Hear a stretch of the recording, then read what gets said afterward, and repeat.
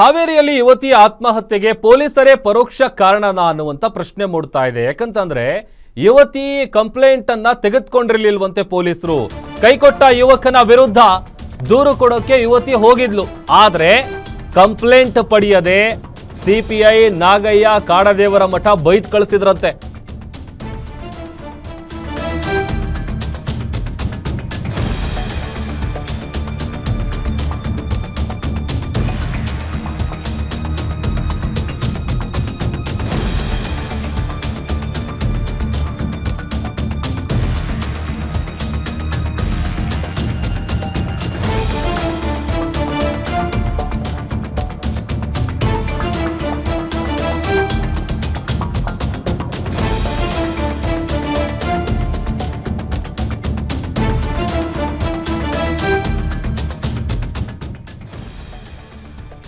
ಹಾವೇರಿಯಲ್ಲಿ ಯುವತಿ ಸೂಸೈಡ್ ಮಾಡಿಕೊಂಡಿರುವ ವಿಚಾರಕ್ಕೆ ಸಂಬಂಧಪಟ್ಟಂತೆ ಪೊಲೀಸರ ನಿರ್ಲಕ್ಷ್ಯದ ಆರೋಪ ಕೇಳಿಬರ್ತಾ ಇದೆ.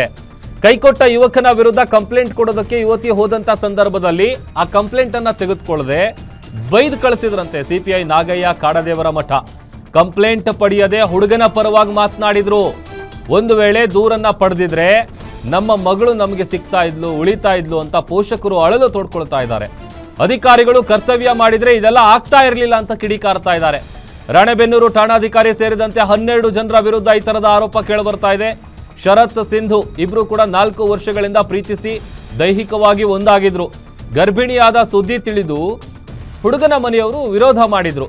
ಮೃತ ಯುವತಿಯ ಶವ ಇಟ್ಟು ಧರಣಿಯನ್ನ ಮಾಡಿದ್ರು ಕುಟುಂಬಸ್ಥರು. ಮನವೊಲಿಸೋದಕ್ಕೆ ರಾಣೆಬೆನ್ನೂರು ಪೊಲೀಸರು ಹರಸಾಹಸ ಪಟ್ಟಿದ್ರು. ನೋಡಿ, ಇವತ್ತು ತಾಲೂಕು ಆಸ್ಪತ್ರೆ ಮುಂದೆ ಶವ ಇಟ್ಟು ಹೆತ್ತವರು ಒಂದ್ ಕಡೆ ಹೋರಾಟ ಮಾಡ್ತಾ ಇದ್ದಾರೆ. ಬಾಡಗಿ ಠಾಣೆಗೆ ಹೋಗಿ ಕಂಪ್ಲೇಂಟ್ ಅನ್ನ ಕೊಟ್ಟಿದ್ದಾರೆ ಮೃತ ಯುವತಿಯ ಕುಟುಂಬಸ್ಥರು. ಗ್ಯಾರಂಟಿ ನ್ಯೂಸ್ಗೆ ಮೃತ ಸಿಂಧು ಸಹೋದರ ಮನೋಜ್ ಅವರು ಈ ವಿಚಾರ ಹೇಳಿದ್ದಾರೆ.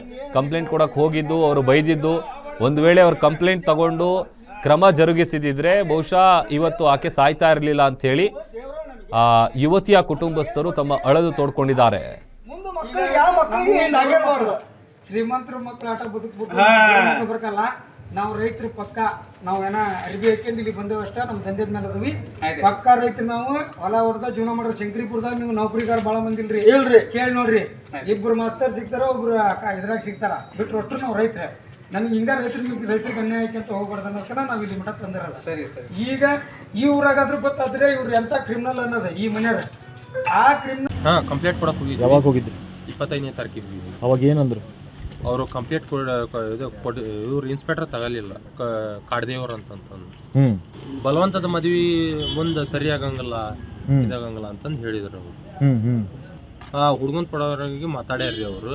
ಮಾತಾಡಿ ಕಂಪ್ಲೇಂಟ್ ತಗರ್ಲಿಲ್ಲ ಅವರು. ಅವ್ರ ರಾಜಕೀಯ ವ್ಯಕ್ತಿಗಳು ಬಂದ ನಡಿವೆ ರೊಕ್ಕದ ಕನ್ವಿನ್ಸ್ ಮಾಡೀವಿ ಅಂತಂದು ಹೇಳ್ಯಾರಿ. ಸುಳ್ಳು ಆರೋಪ ಮಾಡ್ಯಾರ, ದುಡ್ಡು ಕೊಟ್ಟವಿ ಅಂತಂದು ಆರೋಪ ಮಾಡಾಕತ್ತಾರಿ. ಆರೋಪ ಮಾಡ್ತಾರ. ಅದ್ರ ಈಗ ಅಲ್ಲ ತೀರ್ಕೊಂಡ್ಬಿಡ್ರಿ, ತೀರ್ಕೊಂಡಾಳ. ಇವ್ರನ್ನ ಗಲ್ ಸಿಕ್ತಿ ಆಗಮಟ ನಾವು ಬಿಡಲ್ಲ. 12 ಜನದ ಮ್ಯಾಗ ದೂರ ಪಡಕ್. ಅವ್ರ ಅಪ್ಪ, ಅವ್ರ ದೊಡ್ಡಪ್ಪನ ಮಕ್ಕಳು, ಇವ ಹಲ್ಗೇರಿ ಒಬ್ಬ ಹುಡುಗ, ಇನ್ನೂ ಒಂದ್ 8 ಜನ ಹುಡುಗಿ ತಂಗಿ ಮೇನ್ ಪ್ರಾತದಾರಿ. ನಮ್ಮ ತಂಗಿ ತಂಗಿ ಆಕಿ ಫ್ರೆಂಡ್ ರೀ. ಇನ್ಸ್ಪೆಕ್ಟರ್ ಮ್ಯಾಗ ಅವ್ರು ಕಂಪ್ಲೇಂಟ್ ತಗಲಿಲ್ಲ, ದೂರ ಕೊಟ್ಟವ್ರಿ. ಅವ್ರ ಮನ್ಯಾಗ ನಾವು ಮನಿ ಕರ್ಕನಂಗಿಲ್ಲ ಅಂತ ಹೇಳಿರೋ ಮ್ಯಾಗ. ಬಟ್ ಅವನ್ನೆಲ್ಲ ಇದು ಮಾಡ್ಯಾರ ಅವ್ರು ಎಲ್ಲ ಸುದ್ದಿ ಕೇಳಕ್ಲಿ ನಮ್ನ ಇನ್ನು ಹೊಡಿತಾರ ಬಂದ್ ಅಂತ ಮನಿ ಬಿಟ್ಟು ಹೋಗ್ಯಾರ.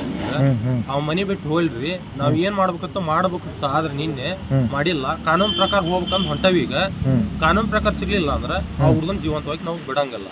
ಕಾನೂನ್ ಪ್ರೊಸೀಸರ್ ಈಗ ತಗಂತಂದ್ರ ಈಗ ಇದು ಹಿಂದೊಂದ್ಸತ್ತ ಅನ್ಯಾಯ ಆಗೈತ್ರಿ. ಈಗ ಇವತ್ತು ಅನ್ಯಾಯ ಆಗಕ್ ನಾವು ಬಿಡಲ್ಲ. ಅವ್ರು ರಾಣೆಬೆನ್ನೂರು ಸ್ಟೇಷನ್ ಕಂಪ್ಲೇಂಟ್ ಕೊಡಕ ತಾಯಿ ಮಗ ಕೂಡೆ ಹೋಗ್ಯಾರ. ಗ್ರಾಮೀಣ ಸ್ಟೇಷನ್ ಅಲ್ಲಿ ಕಂಪ್ಲೇಂಟ್ ತಗೊಂಡಿಲ್ಲ. ಅವ್ರ ಹಲ್ಗೇರಿ ಅವ್ರ ಮಾವರು ಯಾರ್ಯಾರನ್ನ ಕರೆದು ಕಾಂಪ್ರಮೈಸ್ ಮಾಡಿ ಅವ್ರನ್ನ ಕಳ್ಸಿದ್ರಂತ. ನಮ್ಗೆ ಇಲ್ಲಿ ಬಂದ ಕಂಪ್ಲೇಂಟ್ ತಗೊಳ್ಳಿಲ್ಲ ಅಂತ. ಹೌದಾ, ಯಾಕೆ ತಗೊಳ್ಳಿಲ್ಲ ಅದ ನಮ್ಗೆ ಗೊತ್ತಿಲ್ರಿ. ಯಾಕೆ ತಗೊಳ್ಳಿಲ್ಲ ಅವ್ರು ಕಂಪ್ಲೇಂಟ್ ತಗೊಂಡ ಅದ ಆಕ್ಷನ್ ತಗೊಂಡಿದ್ರೆ ಈ ಪರಿಸ್ಥಿತಿ ಬರ್ತಿರ್ಲಿಲ್ಲ. ಹೌದ್ರಿ, ತಪ್ಪು. ಮತ್ತೆ ಅವ್ರು ಮಾಡಿದ ಕಾರಣಕ್ಕ ಇದೆಲ್ಲ ಇಷ್ಟೆಲ್ಲ ಆಗಿರೋದು ಅವಂತರ. ನಾವು ನಿನ್ನೆ ನ್ಯಾಯ ಕೇಳಿದ್ವಿ. ನಾವು ಮನೆ ಮುಂದೆ ಹೆಣ ಇಟ್ಕೊಂಡು ಬೇಕು ನ್ಯಾಯ ಬೇಕು ಅಂತ ಕೇಳಿದ್ವಿ. ಇದಕ್ಕೆ ಮೂಲ ಕಾರಣ ಯಾರು, ಏನು ಎಂತು ನಾವೆಲ್ಲ ಸರಿಯಾದ ವ್ಯವಸ್ಥೆ ಮಾಡ್ತೀವಿ. ಅದನ್ನ ಹೊರಗೆ ಎಳಿತೀವಿ, ಬಯಲ್ಗೆ ಎಳಿತೀವಿ, ಅವ್ನ ಅರೆಸ್ಟ್ ಮಾಡ್ತೀವಿ, ಅವ್ನ ಜೈಲ್ನಾಗ ಹಾಕ್ತೀವಿ ಅಂತ ನಮ್ಗೆ ಭರವಸೆ ಕೊಟ್ರು ನಿನ್ನೆ ಅವ್ರು. ನಾವ್ ಅದನ್ನ ಕೇಳಿದ್ರಿ. ಇವತ್ತು ಹೇಳಕತ್ತಿರಲ್ಲ, ಅವತ್ತು ಕಂಪ್ಲೇಂಟ್ ಕೊಡಕ್ ಬಂದಾಗ ಕಂಪ್ಲೇಂಟ್ ತಗೋಬೇಕಾಯ್ತು ನೀವು. ಯಾಕೆ ಕಂಪ್ಲೇಂಟ್ ತಗೋರ್ಲಿ ನೀವು? ಕಂಪ್ಲೇಂಟ್ ತಗೋರ್ಲಿದ್ಕ ಇದು ಅನಾಹುತ ಆಗಿದ್ದು ಹೌದಲ್ರಿ? ಅದು ಅಮ್ಮರಿಗೆ ತಮ್ಗೆ ಗೊತ್ತಿರಿ ಅದು ವಿಷಯ. ನಮ್ಗೆ ಸರಿಯಾದ ಮಾಹಿತಿ ಇಲ್ಲ. ನಾವು ರೈತರು, ನಾವು ಹೊಲಕ್ಕೆ ಹೋಗ್ರಿ. ಮುಂದಲ್ ಏನ್ ನೋಡ್ರಿ, ನಮ್ಗೆ ಅನ್ಯಾಯ ಆಗೈತಿ, ನಮ್ಗೆ ನ್ಯಾಯ ಬೇಕು. ಅವ ಶಿಕ್ಷೆ ಅನ್ಭವಿಸ್ಬೇಕು. ಯಾರ